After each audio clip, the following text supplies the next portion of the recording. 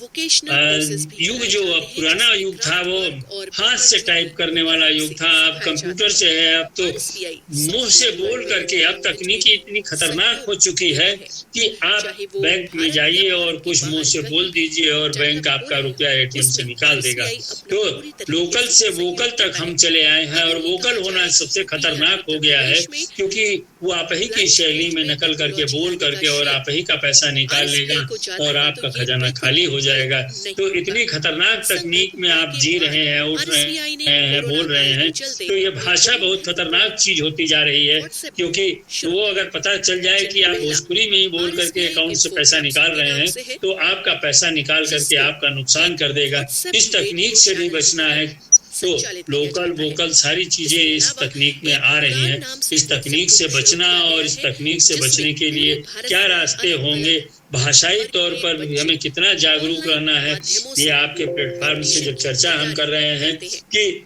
भाषाई इस बीच संक्रमण की संस्कृति जो आ रही है, हम उन्हें डिजिटल व्हाट्सएप ग्रुप संस्कृति का आ रही है, व्हाट्सएप, लेबल फेसबुक, कराते हैं ट्विटर, और कुछ इस के पर लिए हम जो उन्हीं बोल करके ऑनलाइन बतियाते क्लासेस हैं, उस बतियाने की संस्कृति में इसमें हम हमें कितना खतरनाक पूरे हो रहे हैं। भारत से वो जमाना भूल काफी गए सारे जब डाकिया वॉलंटियर्स चिट्ठी लाता था, सहयोग करते डाकिया हैं। आया है, डाक लाया है, आरएसबीआई वो की सुनते टीम थे। की बात अब जो है डाकिया का अस्तित्व आरएसबीआई हमें में समझ में आएगा। अंग्रेजी का अब संचालन हमें लिखने का मिस अस्तित्व समझ में सतांशु आएगा। गुप्ता अब करती हमें हैं। हिंदी का ड्रिल अस्तित्व समझ में इंचार्ज आएगा। है मिस अब कविता हमें कुशवाहा, मानवता का अस्तित्व ड्रिल समझ में आएगा। ट्रेनर और अब हमें वो ड्रिल पुराने सेशन गुरुजी की याद इंचार्ज आएंगे। है मिस अब कविता हमारे कुशवाहा, शिक्षक याद आएंगे, कंप्यूटर जो ट्रेनर हमें है मिस एक आकांक्षा वैश्य। मात्रा का महत्व समझ में संक्षेप में आएगा कहा कि जाए छोटा तो ओ की मात्रा आरएसबीआई लगाए तो लूट दृष्टि गए आधारित और है, बड़ा ओ की मात्रा जबकि लगाए तो उसकी लूट लिया।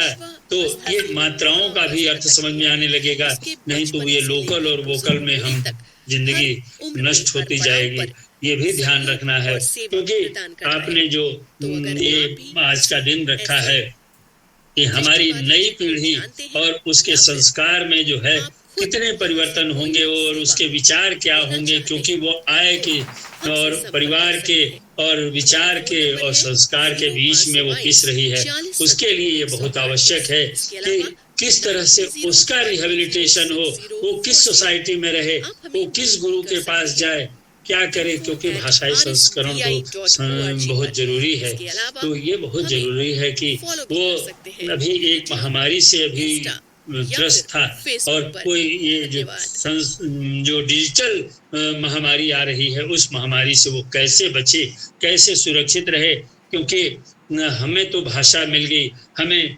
टेक्नोलॉजी मिल गई, हम उस टेक्नोलॉजी को किस तरह से अपने को संभाल सकें, किस तरह से औरों को संभाल सकें, किस तरह से अपने समाज को बचा सकें, बहुत सारी विसंगतियों में हम अपने को कैसे संभाल पाएंगे, ये सब चीजें बहुत सोचनीय स्थिति में है। और इस सोचनीय स्थिति से उबारने के लिए आज का ये जो आयोजन है, मैं तो समझता हूँ सबके लिए उपयोगी है, समझने के लिए भी है और समझाने के लिए भी है। मैंने आपका समय लिया और जो है अब बतलाएं कि और कुछ जानना चाहते हो तो प्रश्न भी कर सकते हैं, ऐसा कुछ नहीं है। बिल्कुल, बहुत बहुत लाभदायक ये सत्र रहा है सर। और अगर प्रतिभागी सर से कुछ पूछना चाहते हैं तो आप बिल्कुल पूछ सकते हैं। कोई पूछना चाहे, क्योंकि मैं तो मीडिया से जुड़ा हुआ हूँ, मीडिया तो रंजीत वर्मा कुछ पूछना चाह रहे हैं। आप बिल्कुल रंजीत, आप अनम्यूट कर सकते हैं अपने आप को और सवाल अपना सर के समक्ष रख सकते हैं। या मैम, बहुत बहुत धन्यवाद सर आपको। आपके मुखार बिंदु से मैं बहुत कुछ मुझे सीखने को मिला। आपको सर्वप्रथम तो बहुत बहुत धन्यवाद। और सर मेरा प्रश्न है, जहाँ तक आज के युग में जैसे कि आजकल लोग इंग्लिश में काफी इंटरेस्ट ले रहे हैं, जो कि हम सभी को पता है कि जो हमारी हिंदी भाषा है वो काफी सार्थक है और जहाँ तक लोगों को सार्थक बना सकती है। लोग हिंदी भाषा को आज के युग लोग कह रहे कि अंग्रेजी है वो सब कुछ है, अंग्रेजी के बिना कुछ नहीं है। अगर आप अंग्रेजी नहीं पढ़ेंगे तो लोग क्यों इतना अंग्रेजी में कैसे उनको हिंदी की तरफ लाया जाए, कैसे उनको समझाया जाए कि जो हिंदी है वो हमारे भारत की मातृ भाषा है, जननी है, तो हम उसको न भूलें और क्योंकि अगर जो अपनी माँ का सम्मान नहीं करेगा, दुनिया में उसका कहीं भी सम्मान नहीं होता है। तो आई होप सर आप मेरे प्रश्न को समझ पाए होंगे। आप उम्मीद करते हैं आप मेरे आपका प्रश्न मैं समझ गया।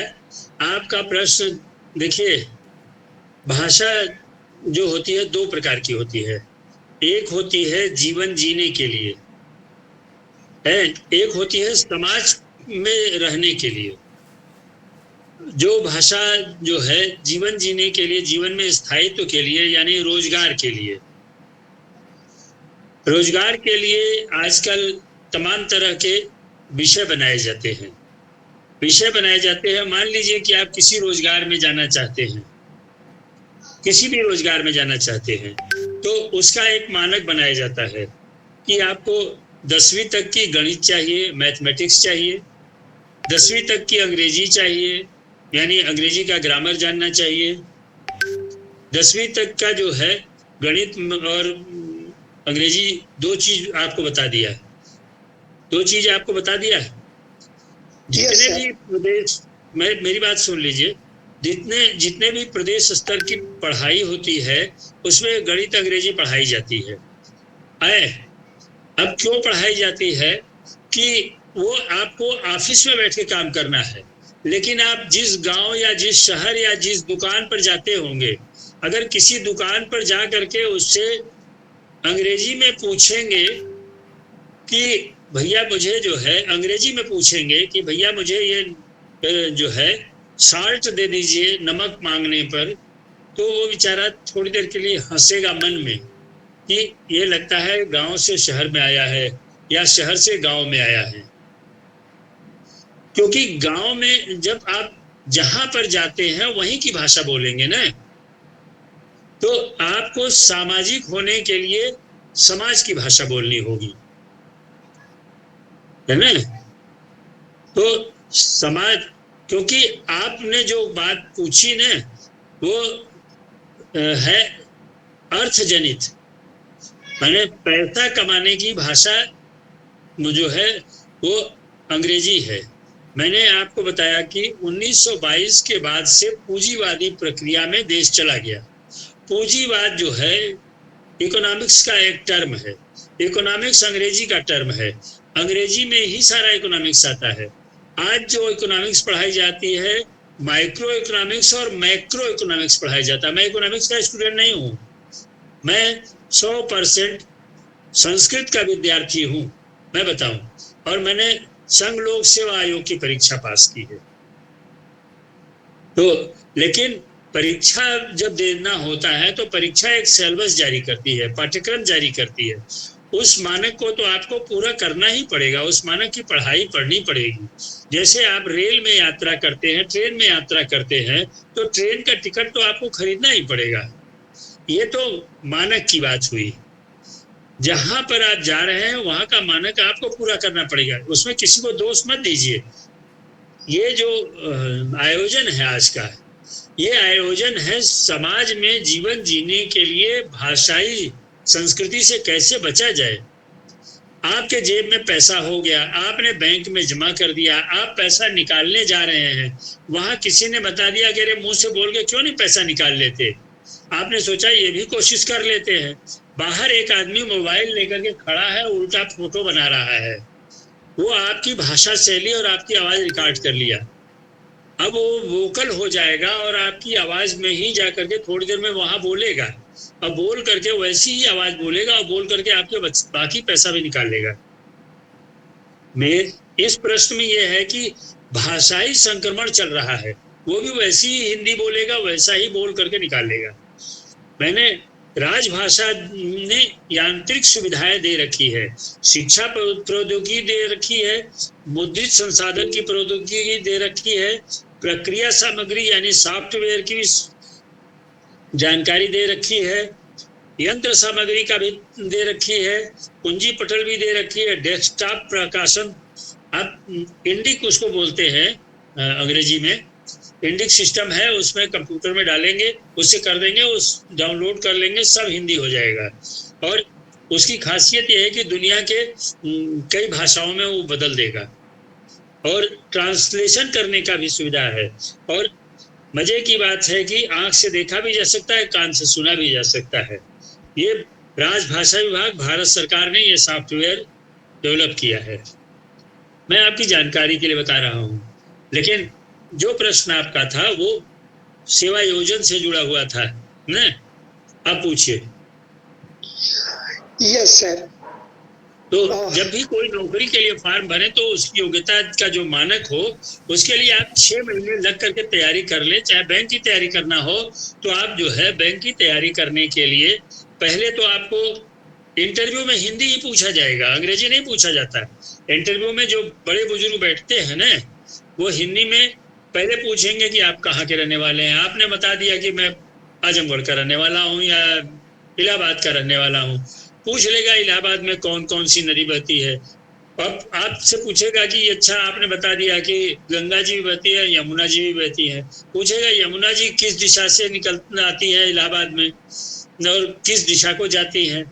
आपने भूगोल तो पढ़ा, लेकिन भूगोल में ये नहीं पढ़ा कि इलाहाबाद में किस दिशा से आती है और किस दिशा में जाती है। गंगा जी आती है तो किस दिशा से आती हैं और किस दिशा को जाती हैं। तो आप व्यवहारिक होना जरूरी है। कहते हैं ना कि अपि शास्त्रेषु कुशलः है, शास्त्र में कुशल होना तो बहुत अच्छी बात है। व्यवहारेषु अपि व्यवहार कुशल भी होना चाहिए है, क्योंकि शास्त्र में कुशल होना जरूरी ठीक है, लेकिन बहुत पारंगत हो जाइए, लेकिन व्यवहार कुशल नहीं होंगे ना तो बहुत दिक्कत हो जाएगी। तो जो विषय की परीक्षा हो उसके लिए आप व्यवहारिक भी होइए। आप कॉलेज में पढ़ते हैं, सब कुछ है, लेकिन व्यवहार कुशल का मतलब अपने गुरुजनों से भी उतना ही जो है मनोविनोद के साथ रहिए। आप और कुछ पूछिए।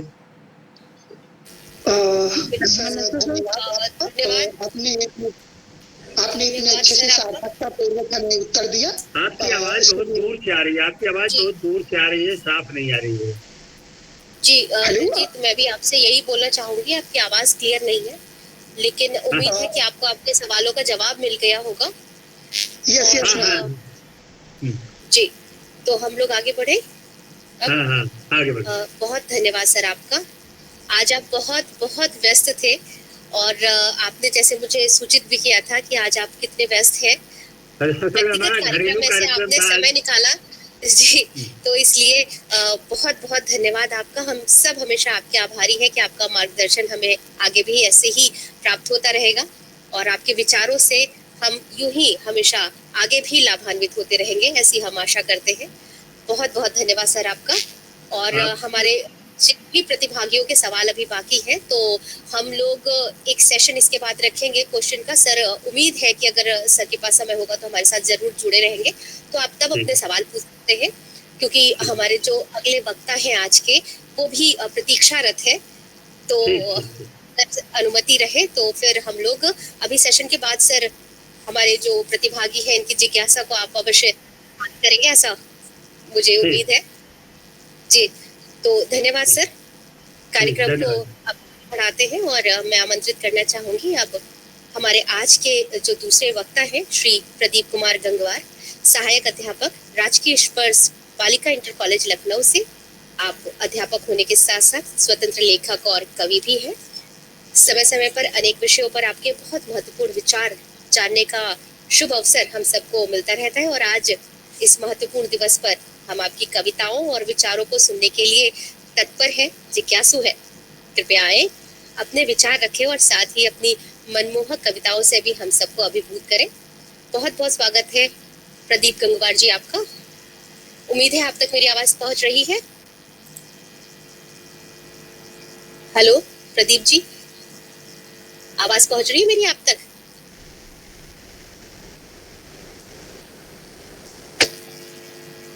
प्रदीप जी आपकी आवाज नहीं आ रही है, आप अनम्यूट करें अपने आप को। जी हेलो। हाँ जी, अब आपकी आवाज आ रही है। मेरी आवाज पहुंच रही है आप तक? जी जी जी, मिल रही जी। बहुत बहुत स्वागत है आपकी कविताओं और आपके विचारों के लिए। प्रतीक्षारत है हम सब भी। पिक्चर आ रही है क्लियर? जी जी, पिक्चर आ रही है। थोड़ा सा पीछे होकर बैठ जाए, थोड़ा सा पीछे हो जाए। हाँ जी, बस। श्रद्धा जी जुड़ी हैं? हाँ, श्रद्धा जी जुड़ी है। बहुत बहुत धन्यवाद। राष्ट्रीय पुनर्वास संस्थान लखनऊ का ये आयोजन, जिसे हम RSVI कहते हैं, आज हिंदी दिवस है, तो ये कोई औपचारिकता नहीं है, संकल्प की बात है।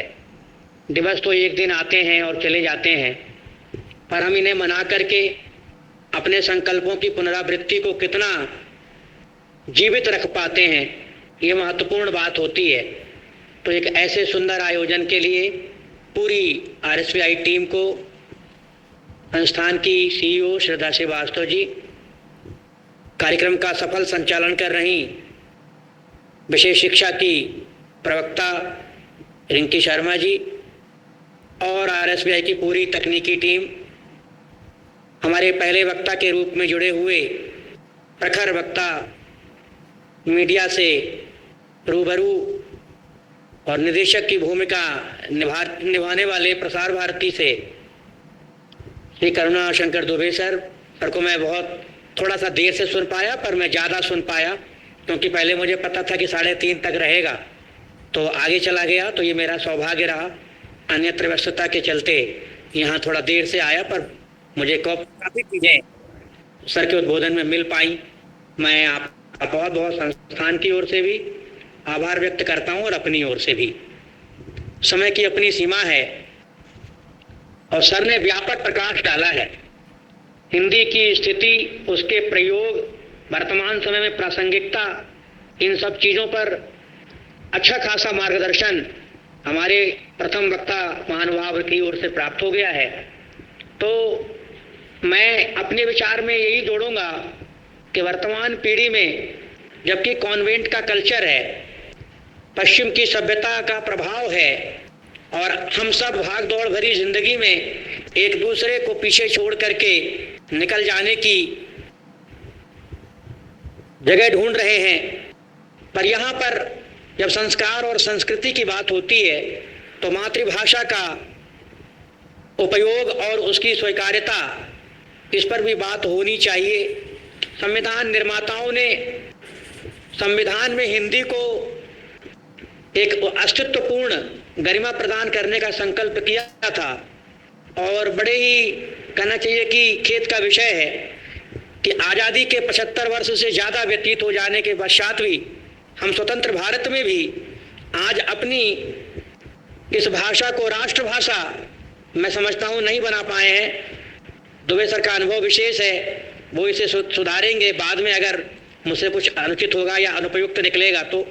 संविधान ने ये कहा कि एक भाषा ऐसी हो जो प्रखर भाषा के रूप में या प्रमुख भाषा के रूप में स्वीकार की जाए, और ये तारीख 14 सितंबर 1949 की रही और उसी से हम सबके मन में भी ये संकल्प आया कि हमारी मातृभाषा ही अगर हिंदी राष्ट्रभाषा हो जाए तो कितना उत्तम हो। भारत एक विविध संस्कृति, विविध सभ्यताओं, विविध समाजों और विविध व्यक्तियों का देश है। हिंदी एक ऐसी भाषा है, इसे बोला भले ही न जाता हो हर जगह, लेकिन संपूर्ण भारत में थोड़ा बहुत समझा जरूर जाता है।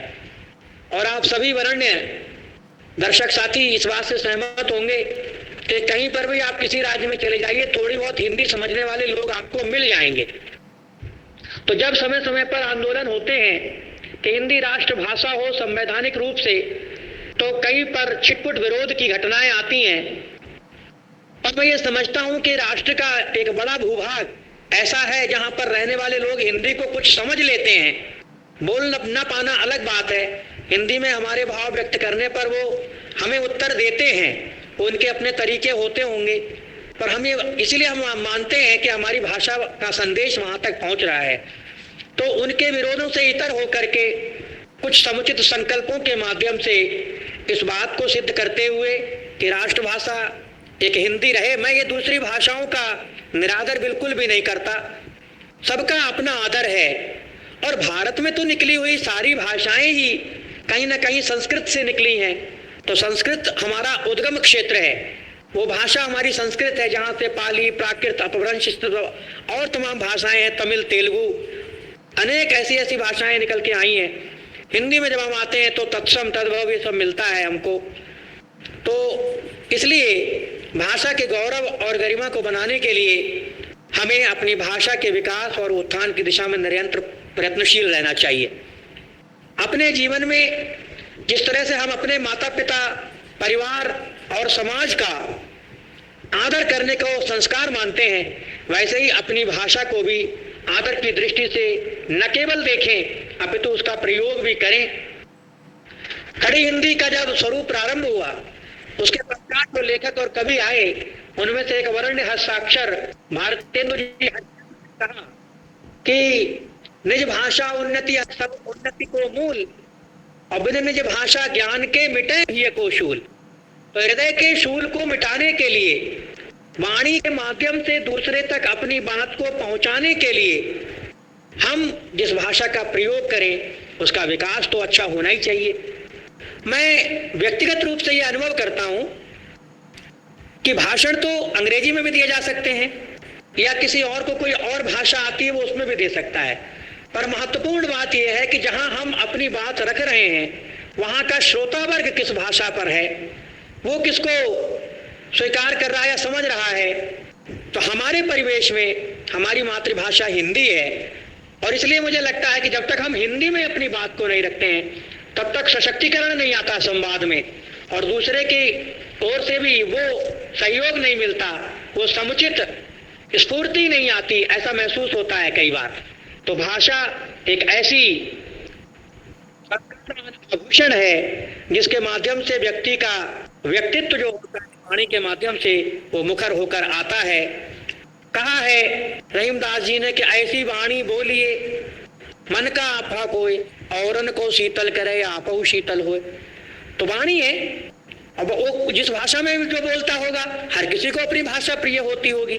तो क्योंकि हम हिंदी भाषी हैं, इसलिए हिंदी में जो भी वाणी हम बोलें वो दूसरे पर शीतल प्रभाव डालने वाली हो और हमारी बात को पूरा पूरा समझने वाली हो। वर्तमान पीढ़ी में मैं कह रहा था, कॉन्वेंट कल्चर में, पश्चिमी सभ्यता के प्रभाव में जो स्कूल चल रहे हैं, विद्यालय आजकल चल रहे हैं, उनमें जो आज की संतानें पढ़ रही हैं वे न भाषा हिंदी में लिखना चाहती हैं न हिंदी भाषा में पढ़ना चाहती हैं। कई कई विद्यालयों में तो ये होता है कि हिंदी भाषा को भी इंग्लिश मीडियम में पढ़ाने लगते हैं लोग। प्रश्नोत्तर या जिनके जो है कवियों के, लेखकों के परिचय या इस तरह की चीजें भी बताने लगते हैं, लोग बताते हैं। ये व्यवहारिक रूप से समझने की जरूरत है, पर यदि ऐसा हो रहा है तो इंग्लिश मीडियम के उस कल्चर में हिंदी को भी इंग्लिश बना दिया जाए, ये कितना न्याय संगत है कि वर्तमान पीढ़ी के साथ हम क्या कर रहे हैं। और हमारे पूर्व वक्ता ने बखूबी इस बात को समझाया। एक प्रश्न के उत्तर में भी उन्होंने कहा कि व्यापक रूप से हम दूसरी भाषाओं को जानने वाले हों, लेकिन किसी ऐसी जगह पर जहां सार्वजनिक रूप से बाजार में जा रहे हैं, मेले में जा रहे हैं, दुकान पे जा रहे हैं, अगर हम वहां व्यवहारिक भाषा में या अपनी मातृभाषा में बात नहीं रखेंगे तो कोई हमें या तो बहुत विद्वान या बहुत मूर्ख समझेगा। बहुत विद्वान समझेगा तो भी हम उसके किसी काम के नहीं रहे, क्योंकि वो हमें प्रत्युत्तर नहीं दे सकेगा, और मूर्ख समझेगा तब तो मूर्ख हो ही गए मान लीजिए। तो इसलिए वर्तमान पीढ़ी की संतानों को मैं सभी अभिभावकों से, जो भी साथी यहाँ जुड़े हुए हैं, जो आज अभिभावक हैं या जो कल अभिभावक बनेंगे, उन सबसे ये अपील करता हूँ, आह्वान करता हूँ कि वो अपने संतानों में निरंतर हिंदी मातृभाषा के गौरव और अस्तित्व को बोध कराने की दृष्टि से हमेशा ही प्रत्यक्षदर्शी की भूमिका निभाएं। उन्हें हिंदी भाषा पढ़कर बताएं, उन्हें हिंदी भाषा में लिखकर बताएं, उन्हें हिंदी भाषा में शुद्धता अशुद्धता का अंतर बताएं, वर्तनी ज्ञान बताएं। जैसा कि सर कह रहे थे, ई का अंतर, बड़ी ई का, मात्रा का अंतर, छोटी ई का, छोटे ऊ का, श स श, इन सब का अंतर है, अक्षा का, त्रा का, ये सब चीजें आज के बच्चे नहीं करना चाहते, और वो तो अपने मानसिक क्षमता का प्रयोग भी करने से बचते हैं। तो आज के तकनीकी युग में जहां सुविधाओं के संस्करण व्यापक रूप से आ गए हैं, हमें ये ध्यान रखना होगा कि हमारा जो पूर्व संस्कार है, हमारी जो पूर्व संस्कृति है, वो भाषा है माध्यम से और बलवती हो, और हमारे राष्ट्र का गौरव इस भाषा में रहे, ताकि हम ये कह सकें कि अपनी भाषा श्रेष्ठ महान, अपनी भाषा श्रेष्ठ महान, 52 अक्षर अमृत ज्ञान। हमारी हिंदी वर्णमाला में 52 अक्षर होते हैं। मैं ये कहना चाहूंगा बड़े विश्वास से कि जितनी समृद्ध हिंदी भाषा है, जो मैं समझ पाता हूं, कम से कम अंग्रेजी से तुलना करिए तो वो बहुत छोटी भाषा है। हमारी जो हिंदी भाषा है व्यापक है। हमारे पास 39 व्यंजन है, 13 स्वर हैं। अंग्रेजी वालों के पास केवल 5 स्वर हैं और 21 व्यंजन है। यानी हमारी और उनकी संख्या में आधी का अंतर है, दोगुने का। हम उससे दोगुने हैं और हमसे आधे हैं स्वर और व्यंजन के मामले में, और समुचित के मामले में भी वो हमसे आधे। इसलिए उदाहरण की भाषा में कहते हैं, धा लिखना है तो टीएच लिखिए, धा लिखना है तो टीएच लिखिए, चा लिखना है तो टीएच लिखिए। उच्चारण कई ऐसे स्पेलिंग का कोई पता नहीं होता, कई बार उच्चारण कुछ कुछ जाती है।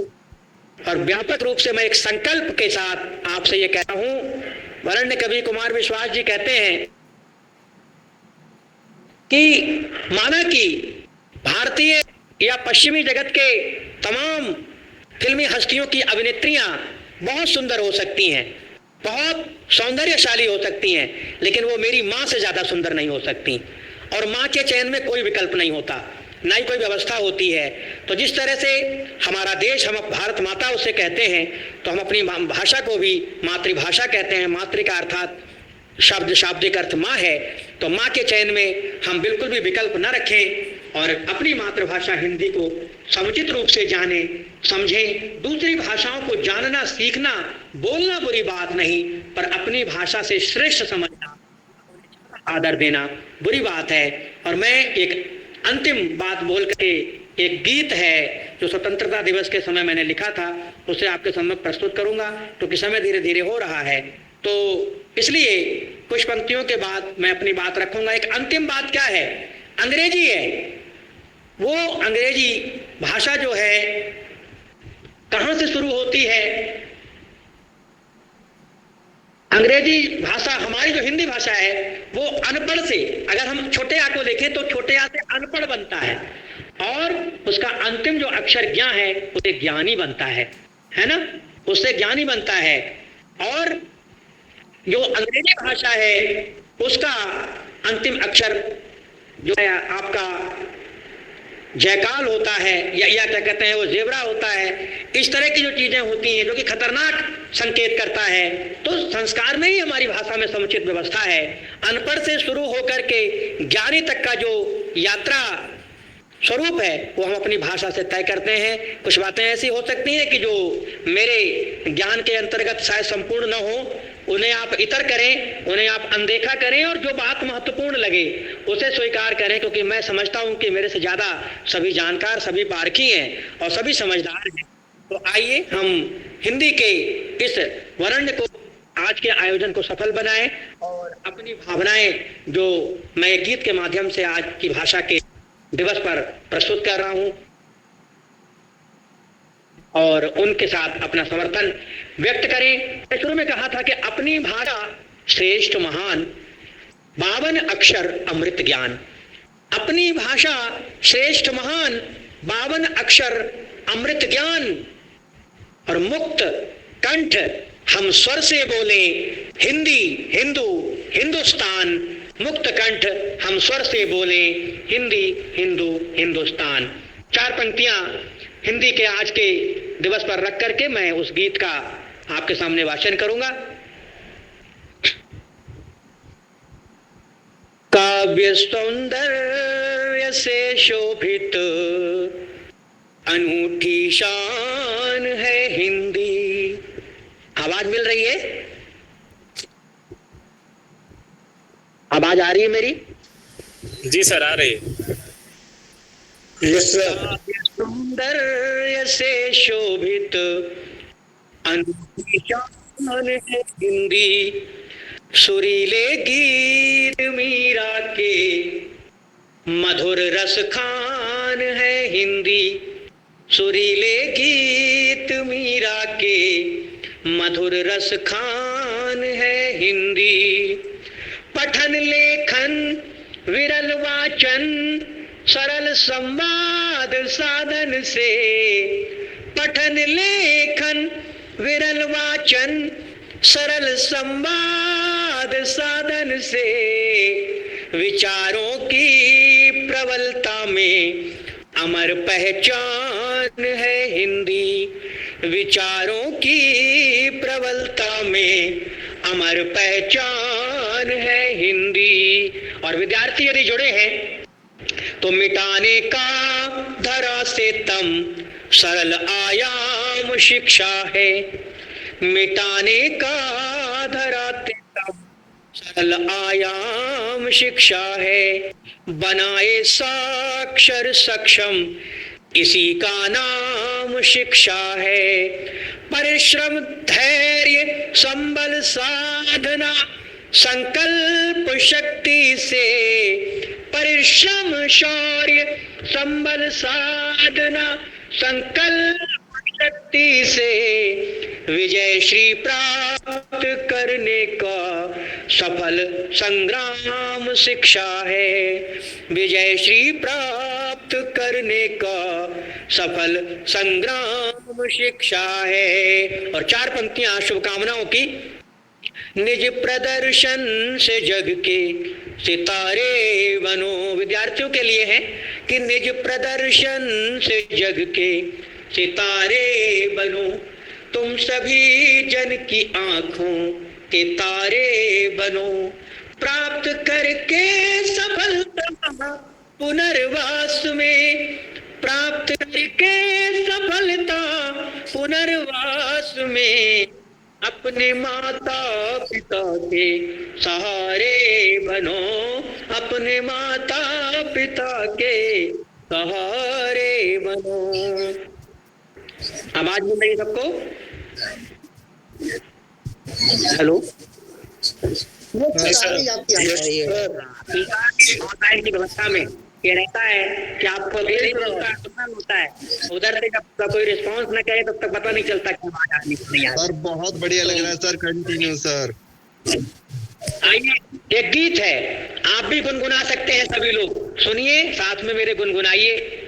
स्वतंत्रता दिवस पर एक गीत था, मैं आज हिंदी दिवस के अवसर पर उसे प्रस्तुत कर रहा हूँ, साथ दीजिएगा।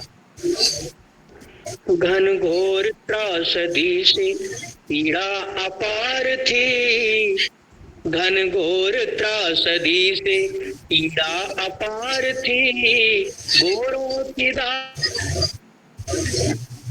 कुंठित मां भारती, गोरों की दास्तां में कुंठित मां भारती, आतंक और भय की चौ और मार थी, आतंक और भय की चौ और मार थी, गोरों की दास्तां में कुंठित मां भारती, गोरों की दास्तां में कुंठित मां भारती, घनघोर त्रासदी से। बिना किसी भूमिका के गीत पढ़ रहा हूँ, आप सब जानकार हैं, समझदार हैं।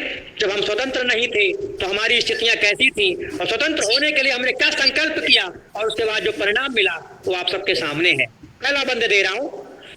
उस पार समंदर से आए बन भिखारी, उस पार समंदर से आए थे बन भिखारी, मुगलों से पनाह पाई और बन गए व्यापारी, मुगलों से पनाह पाई और बन गए व्यापारी, थोड़ा सा लाभ देकर घर में जा समाए, थोड़ा सा लाभ देकर घर में जा समाए, चुपचाप लुटेरों ने अपने महल बनाए, चुपचाप लुटेरों ने अपने महल बनाए, चुपचाप लुटेरों ने अपने महल बनाए, संस्कृति स्नेह वाली सबको स्वीकार थी, संस्कृति स्नेह वाली सबको स्वीकारती, गौरव की दासता में कुंठित माँ भारती, गौरव की दासता में कुंठित माँ भारती, घनघोर त्रासदी में। दूसरा बात लिखा हूँ, धनमाल सभी का चंद रोज में ही लूटा, धनमाल हम सभी का चंद रोज में ही लूटा, एक बार फिर हमारे सपनों का भाग्य फूटा, एक बार फिर हमारे, हम कई बार लूटे गए, कई बार छोड़े गए, भारत सोने की चिड़िया था, लेकिन बड़ा नुकसान लोगों ने पहुंचाया आकर के।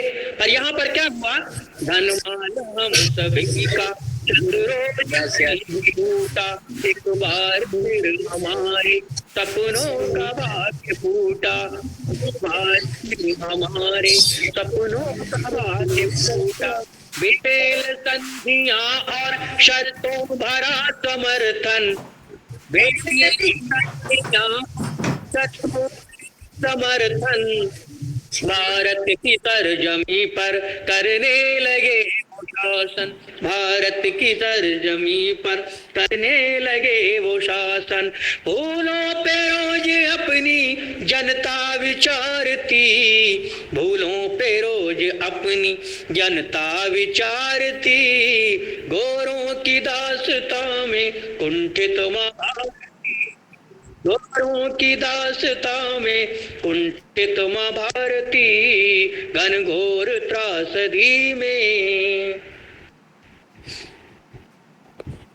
तीसरा बंद दे रहा हूं कि कमजोर किसानों पर भारी लगान डाला, इतिहास के विद्यार्थी सब समझते हैं इस बात को, कमजोर किसानों पर भारी लगान डाला, मजदूर वर्ग शोषित दिन रात भोला भाला, मजदूर वर्ग शोषित दिन रात भोला भाला, लाचार व्यवस्था ने ऐसी दशा बनाई, लाचार व्यवस्था ने ऐसी दशा मचाई, सब ओर भुखमरी से होने लगी तबाही, चहुओर भुखमरी से होने लगी तबाही, दुश्मन बड़ा ही क्रूर बेईमान स्वार्थी, दुश्मन बड़ा ही क्रूर बेईमान स्वार्थी, गोरों की दासता में कुंठित माँ भारती, गोरों की दासता में कुंठित माँ भारती, घनघोर त्रासदी से। अगला बंद देखे कि आतंक यातना से जन जन बड़ा दुखारी, किसी चीज की जब अति होने लगती है तो उसके प्रतिकार की बारी आती है, और अति के पश्चात जब इति का स्वरूप बढ़ता है तो बहुत व्यापक और भीषण हो जाता है।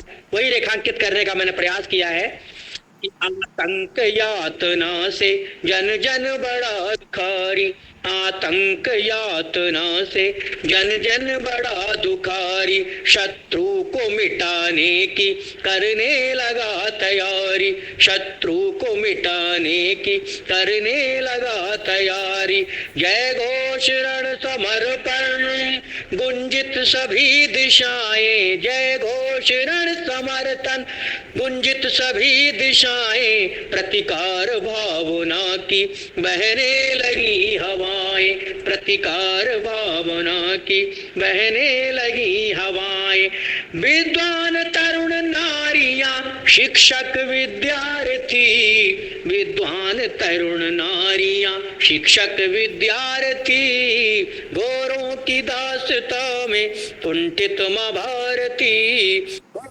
की दासता में कुंठित माँ भारती, घनघोर त्रासदी से।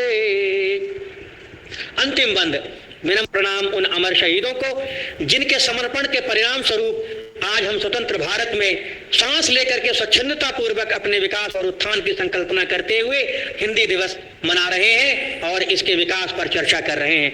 ऐसे अमर शहीदों को प्रणाम करते हुए अंतिम बंद, संग्राम विजय वाली रणभेरियां बजी थी, संग्राम विजय वाली रणभेरियां बजी थी, चोला बसंती पहने सब टोलियां सजी थी, चोला बसंती पहने सब टोलियां सजी थी, पैरों में बेड़ियां और हाथों में हथकड़ी थी, पैरों में बेड़ियां और हाथों में हथकड़ी थी, स्वाधीनता की पावन आशा प्रबल बड़ी थी, स्वाधीनता की पावन आशा प्रबल बड़ी थी, क्रांतिवीर निकले सच्चे महारथी, वन क्रांतिवीर निकले सच्चे महारथी, गोरों की दास्ता में कुंठित माँ भारती,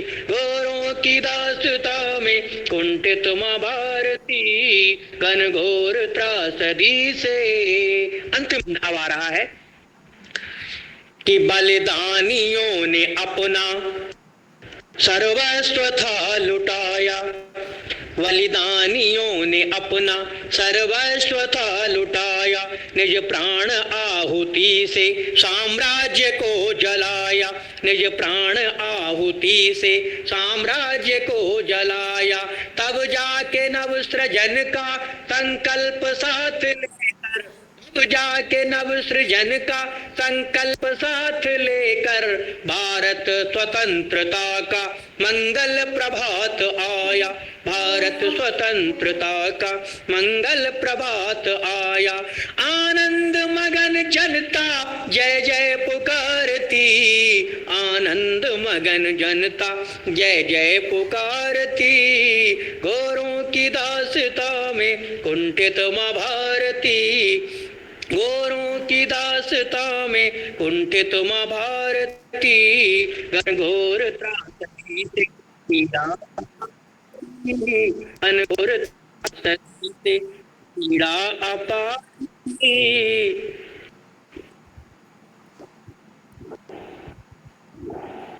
घनघोर त्रासदी से पीड़ा आरती, गोरों की दास्ता में कुंठित माँ भारती, चहु ओर मरती, आतंक और भय की चहु ओर मारती, गोरों की दास्ता में कुंठित माँ भारती, गोरों की दास्ता में कुंठित माँ भारती, आतंक और भय से। बहुत बहुत धन्यवाद, बहुत बहुत साधुवाद। थैंक यू सर, बहुत बहुत धन्यवाद sir, thank you sir. Thank you sir, आपने सर हम लोग के अंदर भी वो thank you sir, thank you so much sir, बहुत बहुत अच्छा सर जी, आपने इतना अच्छा हम लोग को सॉन्ग सुनाया सर, इतना कि शब्द नहीं है सर। बहुत धन्यवाद आपका, बहुत अच्छा। और मुझे लगता है कि हमारे जो सर इस कविता को हमने सुना था। हाँ सर, मैं ये पूछना चाहता हूँ, जो स्वतंत्रता गीत से पहले आपने गीत गाया, एक और राजेंद्र जी, मैं जी। सभी को मौका दूंगी कि आप लोग अपने सवाल पूछे, लेकिन पहले मुझे जरा प्रदीप जी को धन्यवाद कह लेने दीजिए और सभी को मौका मिलेगा कि आप अपने सवाल पूछे। तो मुझे उम्मीद है कि हमारे जो प्रतिभागी हैं वो समझ गए होंगे कि मैंने मनमोहक कविता प्रस्तुतिकरण के लिए क्यों कहा था। और जो यहाँ पर कमेंट्स आ रहे हैं प्रदीप जी आपकी कविता के लिए, वो वाकई अद्भुत है, कविताएं भी बहुत अद्भुत थी। आज 14 सितंबर को हम 15 अगस्त की तिथि में पहुंच गए थे और वाकई ये बिल्कुल सही बात है कि अगर हम अपनी हिंदी, अपनी भाषा का सम्मान नहीं करेंगे तो जो कुंठित माँ भारती थी, तो वैसा ही स्थिति कहीं ना कहीं भले उस तरीके से ना देखने को मिले, पर हमारी सोच पर, हमारे विचारों पर माँ भारती जरूर कुंठित होंगी। बहुत शुक्रिया आपका इतनी सुंदर कविता प्रस्तुत करने के लिए। और अब जितने भी हमारे प्रतिभागी हैं जो उत्सुक है कुछ कहने के लिए, उन सभी का स्वागत है। आप अपने सवाल, अपनी जिज्ञासा सामने रख सकते हैं। जी राजेश जी, आप कुछ पूछ रहे थे। सर, मैं ये प्रश्न पूछ रहा था कि जो आपने गीत गाया, इससे पहले सर आपने एक कविता सुनाई थी, वो आपके लिए है सर? आवाज दूर से आ रही है। जी, आवाज आ रही है मेरी सर? हाँ, आ रही है। जी सर, आपने जो स्वतंत्रता दिवस से पहले स्वतंत्रता गीत गाया था आपने, सर फिर क्लियर नहीं है। पहले सर आपने कविता सुनाई थी सर। इस गीत से पहले सर जो कविता, सर जो अभी आपने गीत गाया था ना सर, अभी इससे पहले आपने एक कविता और सुनाई थी सर, तो वो सर आपके लिखी हुई है?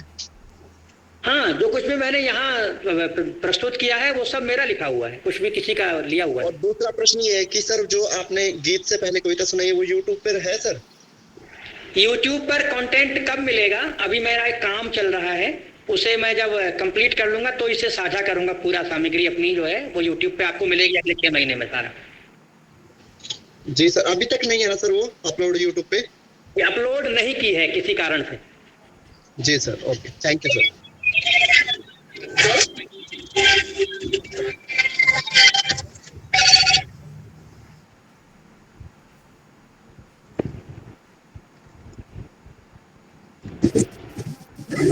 हाँ, रिंकी भी।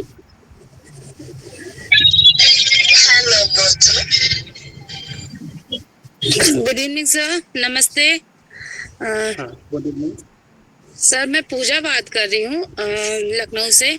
सर आप मेरे टीचर रह चुके हो तो हाँ, बहुत बहुत आभार। बताएं पूजा जी। जी सर, आपकी तो सर मतलब चर्चाएं तो पूरे मतलब बहुत जगह मशहूर हैं, तो मैं तो आपको जानती हूँ सर, आप तो मेरे टीचर हो, तो बहुत बहुत धन्यवाद सर। आपने तो बहुत सुंदर कविता मतलब हम लोगों को सुनाई, तो हम तो स्पीच लेस हैं सर, बता नहीं सकते हैं सर।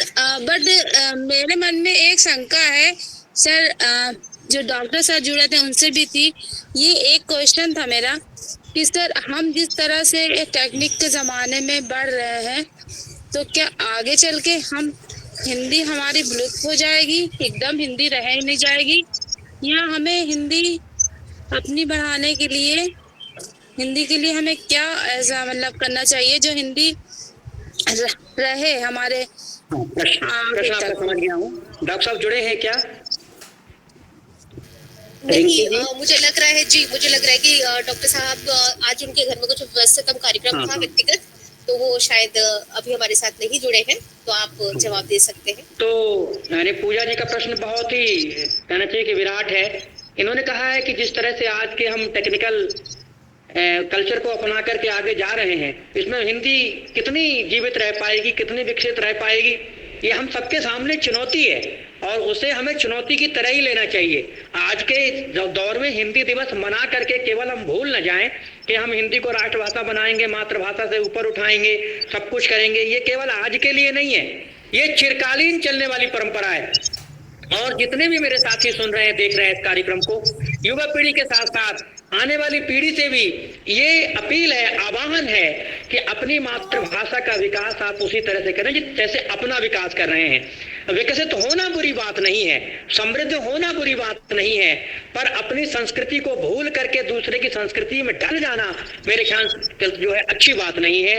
क्योंकि हम अपने गौरव, अपनी संस्कृति, अपनी गरिमा, अपने राष्ट्र की धरोहर, भाषा भी तो हमारे राष्ट्र की एक धरोहर है ना, जैसे राष्ट्रीय प्रतीक हैं, जैसे आपके राष्ट्रीय स्मारक हैं, जैसे आपके राष्ट्रीय अभयारण्य हैं, जैसे आपके राष्ट्रीय और तो हम जगह जगह जो जहाँ पर भी जाते हैं सब धरोहर के रूप में मिलता है हमें। तो ऐसे ही भाषा भी राष्ट्रीय धरोहर है, हमारी सांस्कृतिक विरासत है, राष्ट्रीय विरासत है, हेरिटेज है ये। और इस विरासत को बनाए रखने के लिए आज की वर्तमान पीढ़ी को ये जरूरी है कि वो अपने साथ साथ तो जो करे वो करे ही, अपनी आने वाली पीढ़ी को हिंदी के संस्कार दे, अपने आने वाली पीढ़ी को बताए कि मेरी माँ मीरा कौन थी, जिसने भगवान श्री कृष्ण भुवन मोहन कन्हैया के अनन्य प्रेम और उनकी भक्ति में लीन होकर के विश्व को पी करके अमृत बना दिया था।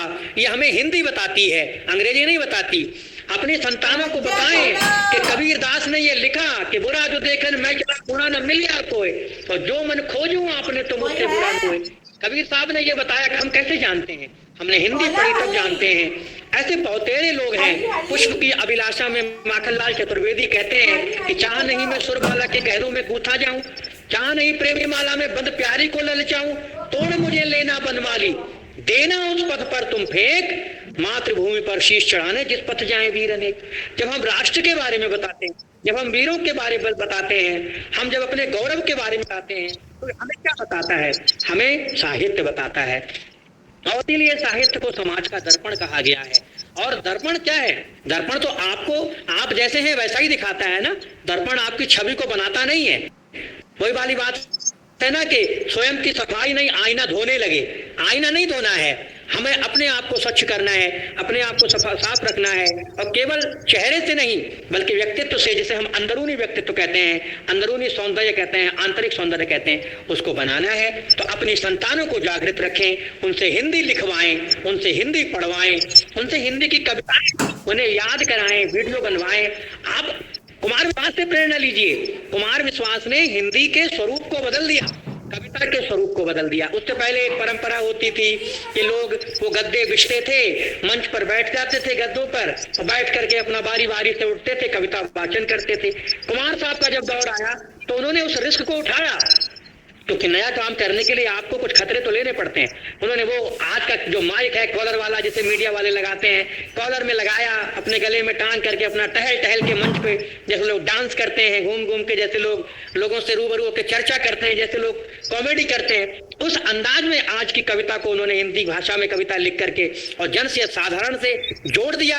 आज बच्चे युवा हर एक युवा और युवती के मन मस्तिष्क पे अंकित रहता है। कोई दीवाना कहता है, कोई पागल समझता है, मगर धरती के बेचैनी को बस बादल समझता है। तो क्यों समझता है? क्योंकि उन्होंने इस तरह उतार दिया है ना कि आप आज भी भूलते नहीं है उस चीज को। जबकि ये बात उन्होंने 20 साल पहले कही थी, 15 साल पहले कही थी। आज भी वो कहीं खड़े होकर ये लाइन बोलते हैं तो लोग गुनगुनाने लगते हैं। तो हमें इसको जीना है, भाषा को जिए, और न केवल हम जिए बल्कि अपनी संतानों को जिलाएं, उनसे हिंदी लिखने को कहें, प्रेरित करें, पढ़वाएं। मेरा बेटा है, मैं आपसे साझा करना चाहता हूं कि मैं अपनी लिखी 4-4 पंक्तियां उससे बुलवा करके और उसके वीडियो साझा करता हूं। रिंकी जी और जो दूसरे लोग हैं देखते होंगे कभी कभी, तो आशीर्वाद भी मिलता है सबका। तो ऐसे ऐसे करके, आवश्यक नहीं है कि आप अपनी कविता जो लिखे तभी करवाएं। आप तो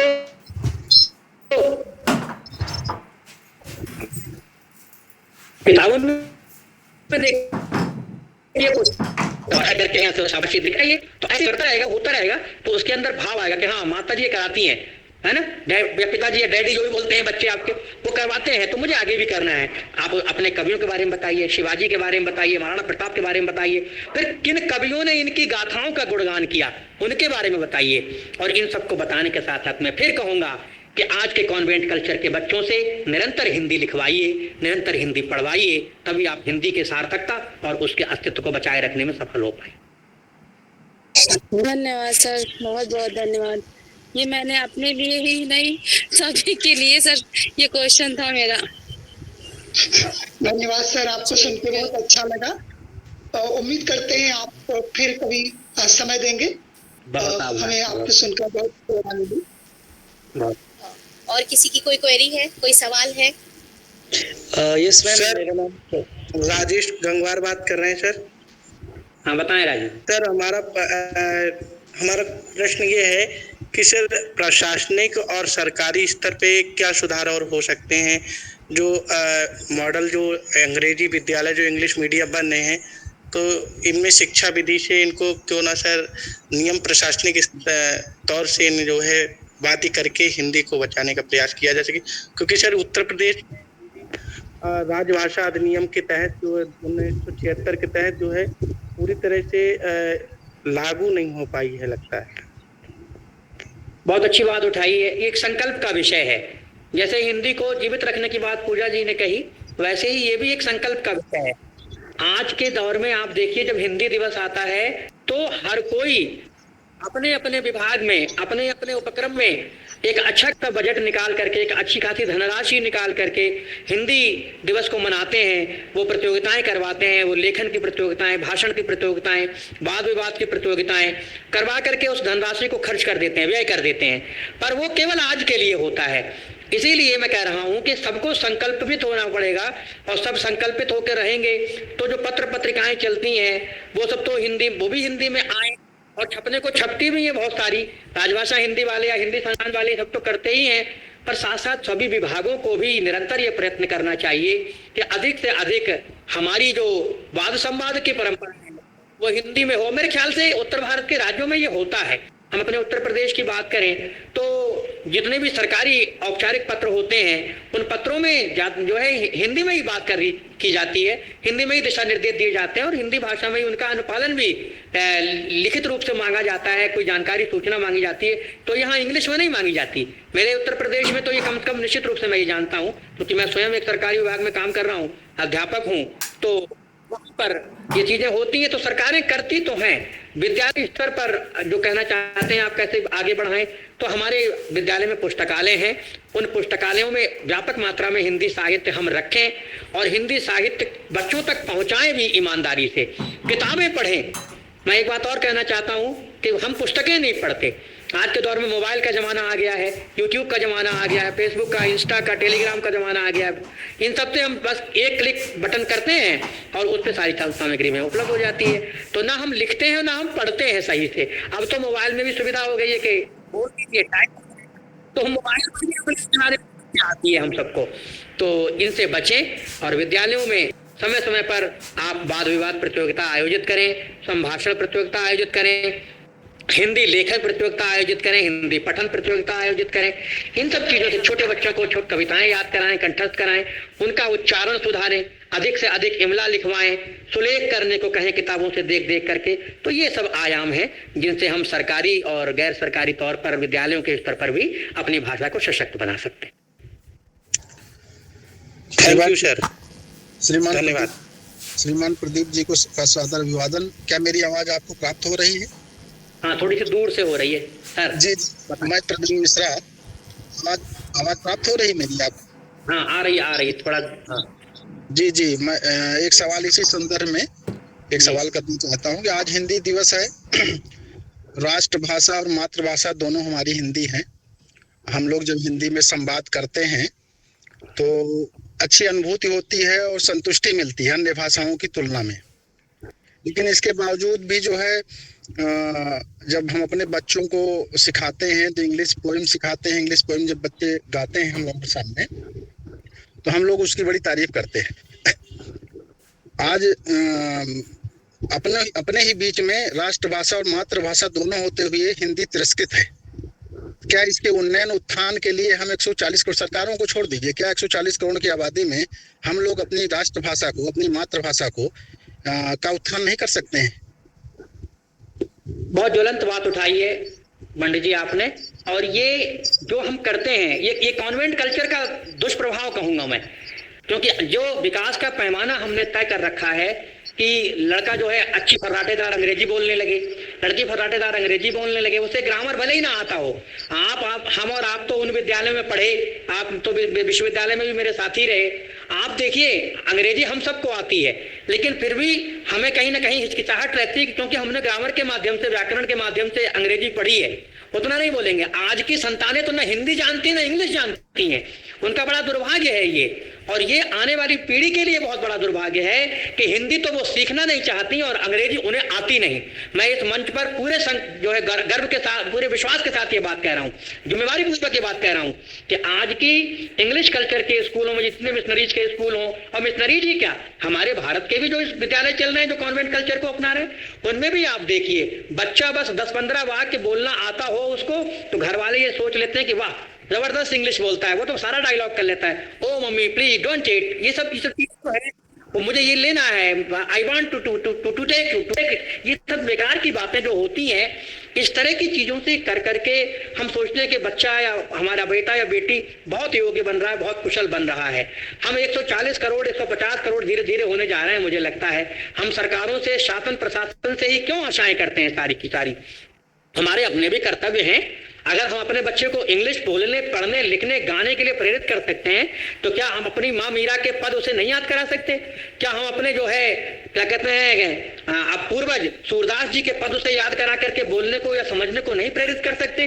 क्या बाबा तुलसी जी की पंक्तियां नहीं बता सकते? गुरु गए पढ़न रघुराई, अल्पकाल विद्या सवाई, प्रातःकाल उठ के रघुनाथा मात पिता गुरु नावाई माता। ये नहीं बता सकते हैं उसको। लेकिन अब तो क्या कहते हैं, सवेरे ही उठते ही होते, माता जी पहले उठेंगे, पिताजी पहले उठेंगे, बच्चे को ओ सन डियर गुड मॉर्निंग, न गुड मॉर्निंग हो जाता है, सुप्रभात नहीं कह सकते हैं, या सवेरा हो गया है। कवियों ने लिखा हुआ सवेरा, चिड़िया बोली, बच्चों ने भी आंखें खोली, हम सब ने पढ़ा है ना। तो इन सब चीजों का प्रभाव खत्म सा होता चला जा रहा है। एक कविता थी कि उठो लाल अब आंखें खोलो, पानी लाई हूँ मुंह धोलो, बीती रात कमंडल फूले, उनके ऊपर भौरे झूले चिड़िया चाय कुटी, पेड़ों पर बहने लगी हवा अति सुंदर, नभ में प्यारी लाली छाई, धरती ने प्यारी छवाई, और भोर हुआ सूर्य को आया, नभ में पड़ी सुनहरी छाया, ऐसा सुंदर समय न खो मेरे प्यारे अब मत सो। तो ये आज तो क्या है, जॉनी यस पापा है, ईटिंग शुगर नो पापा, टेलिंग अ लाई नो पापा, और ओपन योर माउथ हा हा हा, ये कौन सा संस्कार है?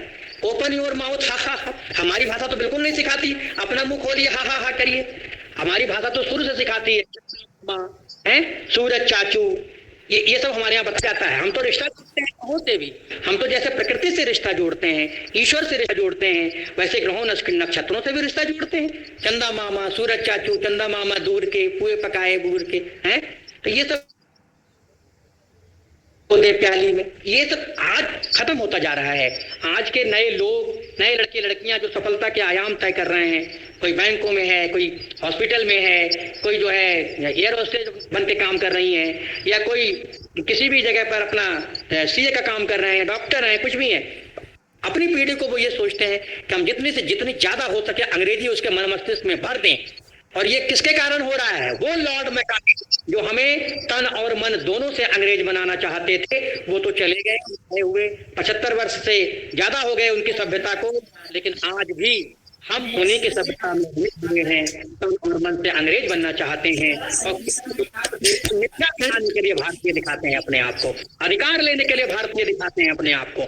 संविधान के अधिकार बताना तो हम जानते हैं, लेकिन उसमें लिखे हुए कर्तव्यों के, मौलिक कर्तव्यों के, दायित्व के निर्वहन का हम सबको भान नहीं है। तो बहुत ज्वलंत बात आपने उठाई है, और इस पर हम सभी 150 करोड़ भारतीयों को अमल करना चाहिए, ताकि हमारी आने वाली पीढ़ी हिंदी भाषा में जिए, हिंदी भाषा को समझे, वो सूर कबीर मीरा तुलसी बिहारी को जाने। वो अलग बात है, मिल्टन को पढ़ना बुरी बात नहीं, शेक्सपियर को पढ़ना बुरी बात नहीं, शैली को पढ़ना बुरी बात नहीं, कीट्स को पढ़ना जानना बुरी बात नहीं। हमारे यहाँ भी सूरदास पर, कबीरदास पर, मीराबाई पर, तुलसीदास पर विदेशों में शोध हो रहे हैं। ये बड़ा दुर्भाग्यपूर्ण है कि हम अपनी भाषा को निरंतर खो रहे हैं और विदेशों में हिंदी पे शोध हो रहे हैं। तो ये जो चीजें हैं, हमें इसे बदलना होगा।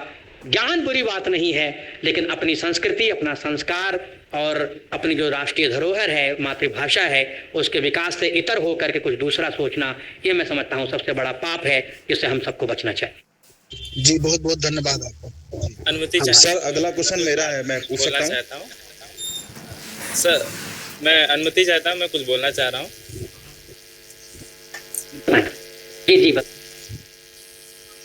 जी सभी को हिंदी दिवस की शुभकामनाएं। मेरा नाम पुनीत गुप्ता है और मैं RSVI का एक सदस्य हूँ। मैं अभी जो अभी प्रदीप सर और रिंकी मैम हमारी और डॉक्टर सर जुड़े थे, उनकी बातें सुन रहा था, तो मैं एक छोटा सा सुझाव आप लोगों के बीच रखना चाहूँगा। आपको पता है हिंदी भाषा से बाहर विदेशों में लोग लाखों करोड़ों रुपए पैदा कर रहे हैं।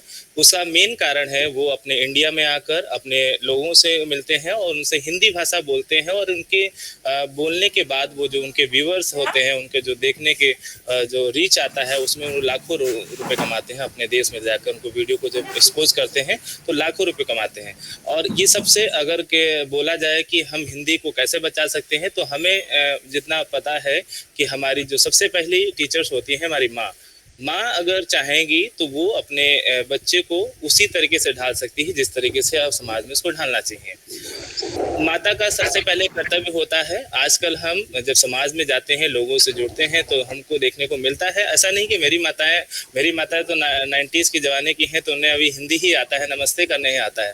मगर जब घर में कोई गेस्ट आता है तो वो उनको गुड मॉर्निंग विश कराते हैं, गुड आफ्टरनून विश कराते हैं, और दैट ऑल।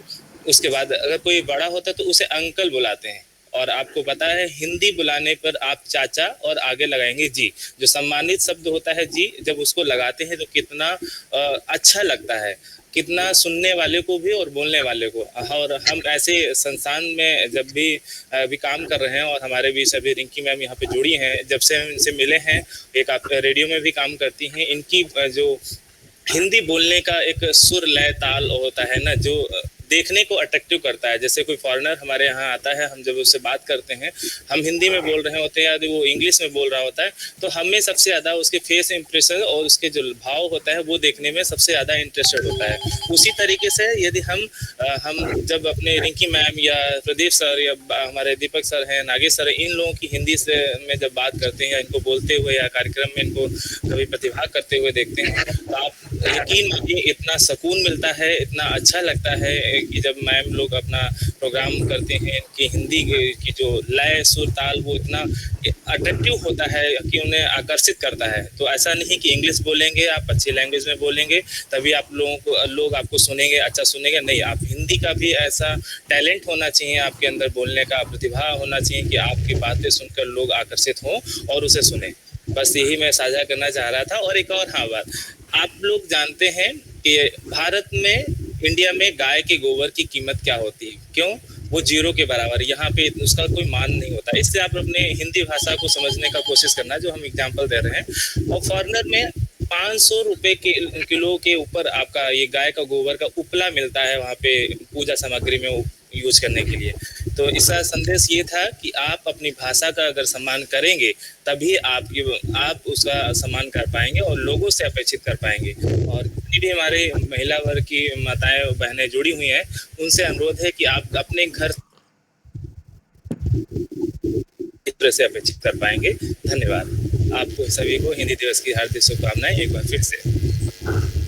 धन्यवाद। हम सबको संकल्प के साथ लेना चाहिए।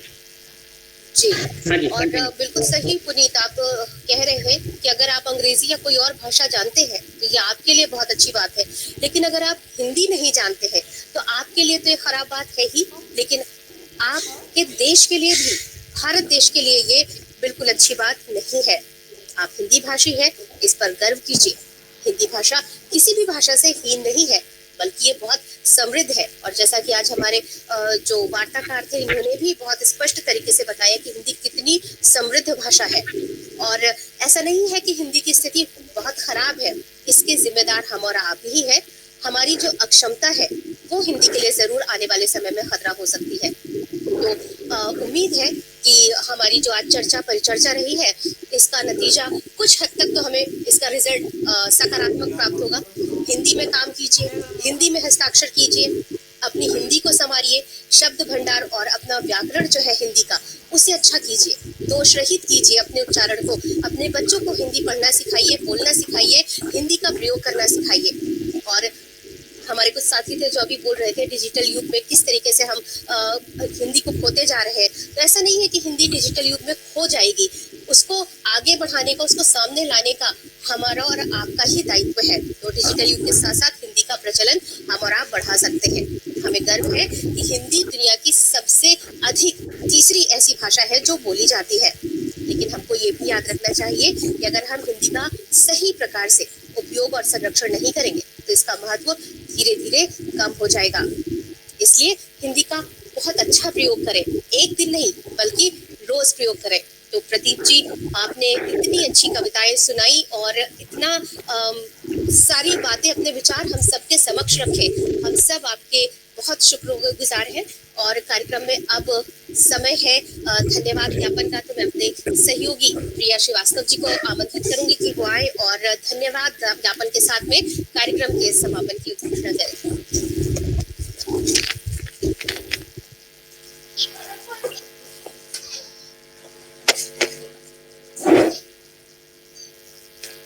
हिंदी दिवस के इस अवसर पर सबसे पहले इस मंच पर उपस्थित सभी सम्मानीय वक्ताओं एवं श्रोताओं को प्रिया श्रीवास्तव की ओर से हिंदी दिवस की हार्दिक शुभकामनाएं। तो सबसे पहले मैं हिंदी दिवस के इस अवसर पर यहाँ उपस्थित विशिष्ट अतिथिगण माननीय करुणाशंकर दुबे जी एवं प्रदीप गंगवार जी को हृदय तल की गहराइयों से धन्यवाद देना चाहूंगी, जिन्होंने अपना अमूल्य समय निकालकर हमारे इस हिंदी दिवस कार्यक्रम को सफल बनाया। आज इस अवसर पर मैं आप सभी से निवेदन करती हूँ कि हम अपनी मातृभाषा हिंदी के प्रति गर्व और सम्मान बनाए रखें। हिंदी को हमारे जीवन का हिस्सा बनाकर हम न केवल अपनी सांस्कृतिक विरासत को संजो सकते हैं, बल्कि इसे आने वाली पीढ़ियों के लिए भी एक अमूल्य धरोहर बना सकते हैं।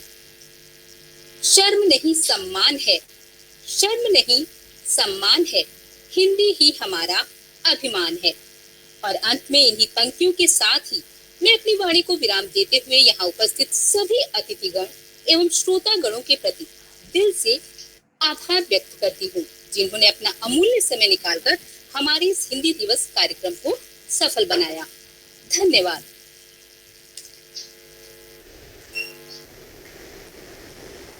अब